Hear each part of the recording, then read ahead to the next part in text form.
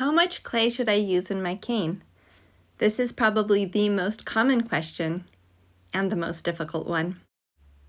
Some canes are more straightforward than others.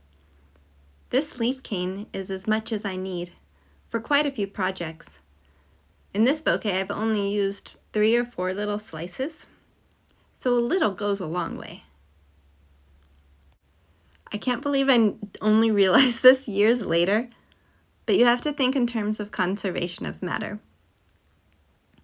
The clay isn't going anywhere. The amount of clay you start with is the amount of cane you'll finish with, except for the amounts that you have to cut off the ends.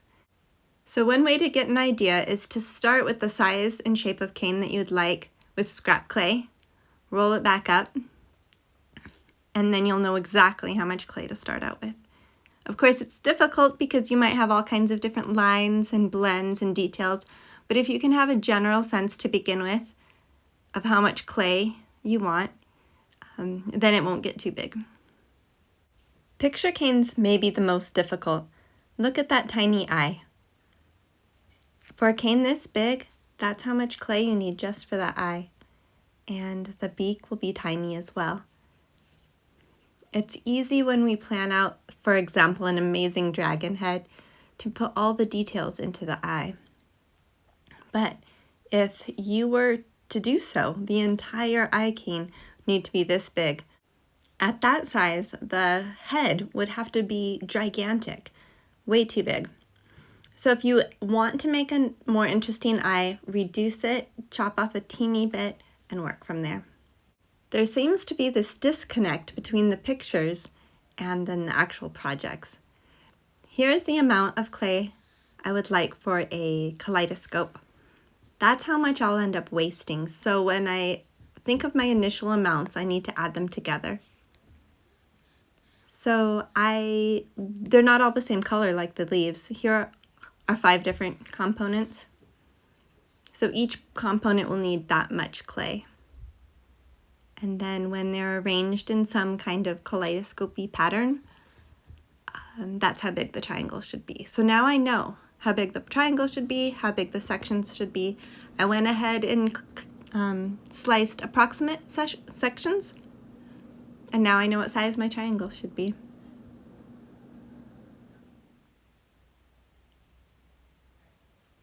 The reason why I don't tell you how much clay is in each cane is because one section is from a larger cane. I have no idea how much white is in this cane because it was part of a larger blend. So there's your triangle.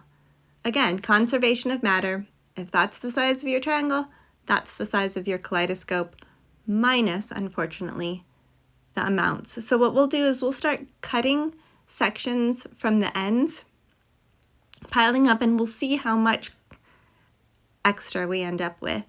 Of course, the better you reduce, the less you have to chop off. But with kaleidoscopes, see, you're reducing, slicing. So kaleidoscopes will always end up wasting a lot more clay, for example, than the leaves. So there's my first, cut and multiply. I have to reduce it. Now that I've reduced it, once again, the ends are messy. It's very important to keep those lines parallel. Chop off as much as you have to. With those parallel lines, wherever they're messed up, you have to chop it off because it will ruin your entire kaleidoscope if you don't take off enough of the end. So that seems like too much, but there's no reason to ruin the entire kaleidoscope just because you're trying to conserve too much of the clay.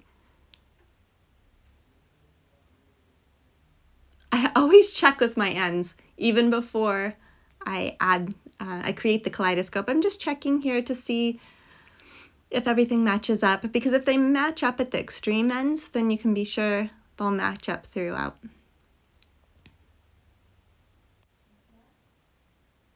These can be put together with either the blue or the purple in the center. It turns out that I didn't slice these perfectly the same. So when I put them all together, it is important not to squish them down to the same size. Leave them alone, align them along the sides, but kind of be careful about those ends. See how perfectly those fit together? I love it. But then when it comes to the top, they're not exactly all the same size. And so I'm going to need to even up those ends before I start reducing too much, especially if I'm pressing that against the work surface, because that will also distort this kaleidoscope. Kaleidoscopes are difficult for that reason, because you want each section to be as close as possible. So once again, since they're not exactly the same, I have to slice off. See the parallel lines? Looking down at the face of the cane, if the face of the cane looks perfect, regardless of the different levels of sections, if that makes sense, cut off the sections that are too long before you do too much reducing. And now we have to add that to our scrap pile. Once it is reduced, there are still more messiness to cut off. So at this point, how did we do? I think that's about 1/3 of scrap. It's about the size that I had originally planned on having. Of course, I could do it another time with 4 little squares, and I think that by then we're like double, 1 for 1 as far as scrap to kaleidoscope pattern. I will be adding part 2 soon. I think one of the reasons that you often make the canes too big is because the pictures are big. They're larger than life. So just remember to think super small. They're only big so that you can see what's going on.